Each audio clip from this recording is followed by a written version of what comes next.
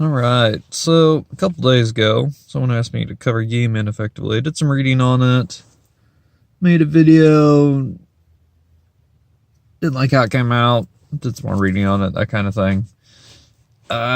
First off, for those who don't know, Yemen has been under siege basically for 3 years, and it's a terrible humanitarian crisis, one of the worst according to the UN General Secretary. So, let me kind of give you a little bit of rundown of it, what's going on. You'll have to make your own decisions of it. It's a very, very, very, very gray area. Main thing is, what you take from this, you have to decide, is the United States of America supposed to be the world police or not? A lot of people want us to not be the world police, but then when something happens, want us to be the world police. We have to pick one or the other. So, my personal opinions aside, I'm going to try to do this one in a pretty informative stance. And I'm not an expert on the situation. I've just read bits and pieces as it's developed. I had to go and do a bunch of reading on this, so there could be things I'm not aware of even. But what's happening is Saudi Arabia is leading a coalition of airstrikes. And they have a bunch of backings. They have the United Arab Emirates, Egypt, Morocco, Jordan, Sudan, Kuwait, Bahrain, I don't know how you say that, and then Qatar was with them, but they have stopped as well. What's going on is in 2014, end of that, early 2015, the Shia Houthi is a rebel warring faction in Yemen, and they the last several centuries have been trying to take control of the government, took advantage of the president's weakness and some decision-making he made with some legislative, and they actually got some backing from a significant number of people, for once, kind of thing. Hasn't happened before on this scale from my understanding, and they were able to actually take a significant portion of the country. The president is currently operating out of country because he can't get back in. It's too dangerous. Everyone wants him. Of course, then people afterwards realize that the Houthi are, extremists. They're dangerous, just like any other extremist group of any orientation. Extremism is not good. And so they've lost all their support, but too late, they have quite a bit of control. Now, Saudi Arabia is led by a Sunni majority leadership, and the Sunni hate the Shia Houthi and vice versa, I'm assuming as well. They have a huge religious difference and a massive warring history that goes back for, hundreds of years, if not longer. So they're basically using this as an opportunity to beat the stuffings out of somebody. Now, that's obviously not good. Now, what's happened? Kind of give you an idea of the situation. Saudi Arabia has blockaded the port for 3 years, all their ports, leading the people to not have any food or supplies. They've completely choked them out. Then there's 3 types of bombings that you can do when you're going to war with an enemy. I'll let you know where they're at. First one, of course, is military targets. You hit hardened military targets that are a threat to you. Makes sense. It's most common bombing. The next one, when you are stuck in a landlock or any kind of headlock with an enemy and you can't break through because you both keep resupplying, you have to break the other guy's supply lines and abilities. You do what's called strategic bombing. You hit infrastructure, roads, railroads, factories, farms, that kind of thing. They're doing that too, but more than that. There's a third type of bombing, and it's called indiscriminate bombing. You bomb everything. That's what they're doing. They're bombing historical landmarks, religious artifacts, museums. They bombed a campsite once. The people had their home blown up, so they're living out in a camp. 4 people. They bombed that campsite too. I'm not really for sure on the thought process behind that one. I don't know, maybe the guy had dude number 2 and couldn't go back till he dropped his bombs. That was the first thing he came across. I don't know why you would pick a campsite over a large building or something, but whatever. That happened. And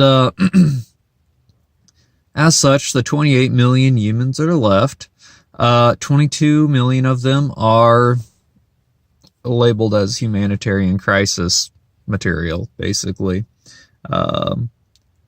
16 million don't have proper medical care because over half the hospitals are shut down. There's no supplies. 8.5 million don't know when they get their next meal. The numbers vary a little bit based on which reports you look at, but those were the more recent ones I was finding as of October of 2018. It's not a good situation. Obviously, they're taking the war to a level of genocide, which is not right. Now, here's where it gets gray for us. One, are we the world police or not? I'm not going to answer that because officially we are neither, but we have been very active, which in the past, which is not necessarily bad either. How we're involved and our interests. Let's go over that so you kind of have a background where we're at. Yemen is right along a massive strait that a lot of international shipping goes through. A lot of oil goes through there too. So, first problem, unstable government that's collapsing because the Houthi have taken control. This is breeding grounds for ISIS to take control of countries, as they have done in the past, and provide strikes against whatever they want. It's a massive strike point. It'd be very dangerous for everybody. It'd be very hard on the economy. Naturally, we don't want this to be an unstable thing. Regardless of what happens, it needs to resolve itself so we don't have a terrorist coup take control of the country. So we provide the Arabians, we sell them weapons. Their counterparts that also take part in this. We just started in the Obama administration, continues through the Trump administration. We were providing refuels, but last year they drastically stepped up their civilian bombings. We stopped providing mid-air refueling as kind of a way of protest on that, which drastically reduced what they could do as far as long-reaching bombing things and make them stay more focused is the idea.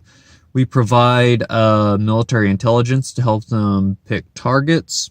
A lot of people have mistaken this, that we are helping them pick the elementary schools they bomb. No, we help them pick their military targets to bomb. But at the end of the day, they're the ones pulling the trigger. All we can do is say, you need to bomb this as a military target. The guy gets distracted and bombs something else.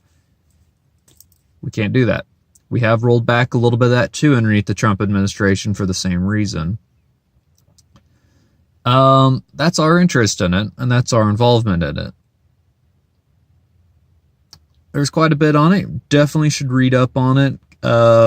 Keep in mind, of course, a lot of articles are biased and stuff on what they should do, what should not do. But you kind of have an idea what's happening in Yemen. It's going on for 3 years. It's a huge crisis. They've blocked the UN's relief effort because they're naturally trying to choke them out of resources and annihilate them. They don't want the UN to go in there. Once again, we see the UN's inadequacies of enforcing its members' behavior, just like Russia. It's another time we have Saudi Arabia here getting out of hand and not being enforced at all.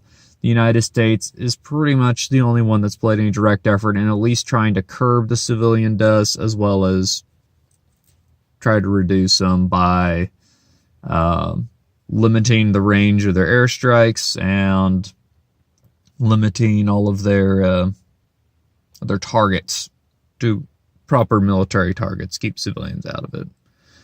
Either way, it's a bad situation. Whatever happens, it's going to be a bad situation. We pull out completely. It's going to be bad. We go all in. It's going to be bad. There is no good ending in sight. This comes down to, it doesn't matter what we do. This comes down to Saudi Arabia doing the right thing.